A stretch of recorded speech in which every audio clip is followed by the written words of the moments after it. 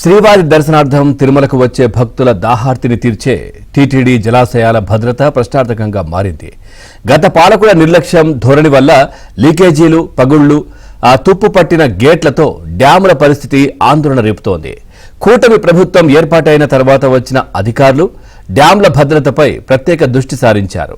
డ్యాంల నిర్వహణలో పూర్తి పరిజ్ఞానం ఉన్న అధికారులు టీటీడీలో లేకపోవడంతో వాటి మరమ్మతుల కోసం కేంద్ర జల సంఘాన్ని టీటీడీ సంప్రదించింది.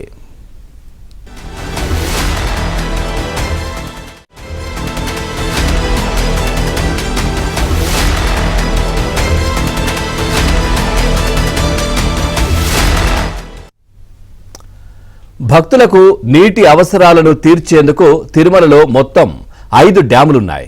1960 వరకు చిన్నపాటి చెరువులు, గుంతలపై ఆధారపడే టీటీడీ తొలిసారిగా 1963లో గోగర్భన్ డ్యామును, 1983లో పాప వినాశనం డ్యామును నిర్మించింది.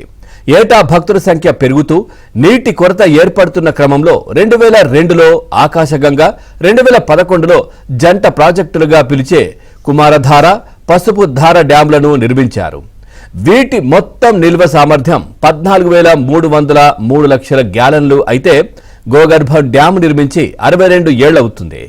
అదేవిధంగా పాప వినాశనం ప్రాజెక్టును నిర్మించి 42 ఏళ్లు, ఆకాశగంగా డ్యాం నిర్మించి దాదాపు 23 ఏళ్లు గడుస్తున్నందున ఇవి చాలా వరకు దెబ్బతిన్నాయి.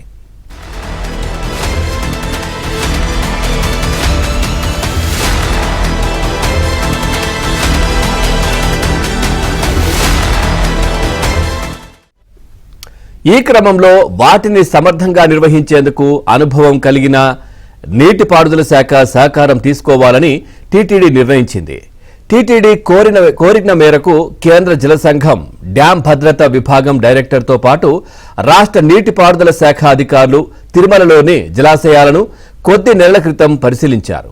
గోగర్భం, ఆకాశగంగా, పాప వినాశనం డ్యాముల్లో లీకేజీలకు రిపేర్లతో పాటు వాటి స్థానంలో నూతన గేట్లు, పటిష్టమైన ఆనకట్ట ఏర్పాటు చేయాలని ఈ బృందం టీటీడీకి ఇప్పటికే నివేదిక సమర్పించింది.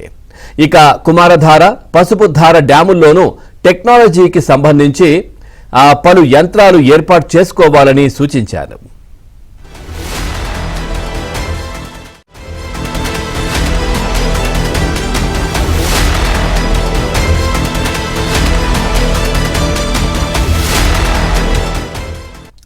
డ్యాంల మరమ్మతుల కోసం టీటీడీనే నిధులు కేటాయించనుంది. ఈ క్రమంలో కేంద్ర జల సంఘం సూచనతో రాష్ట్ర జలవనరుల శాఖ నుంచి 8 మంది అధికారులు తిరుమలకు రానున్నారు. వీరి కోసం ఇప్పటికే తిరుమలలోని సిఆర్ఓ భవనంలో 2 కార్యాలయాలు కేటాయించారు. త్వరలో వీరు డ్యాములపై పూర్తిస్థాయి అధ్యయనం చేసి మరమ్మతులు, నూతన యంత్రాల ఏర్పాటు పనులు ప్రారంభించనున్నారు. పూర్తి స్థాయిలో రిపేర్లు పూర్తయ్యే వరకు ఈ అధికారుల బృందం తిరుమలలోనే ఉంటుంది.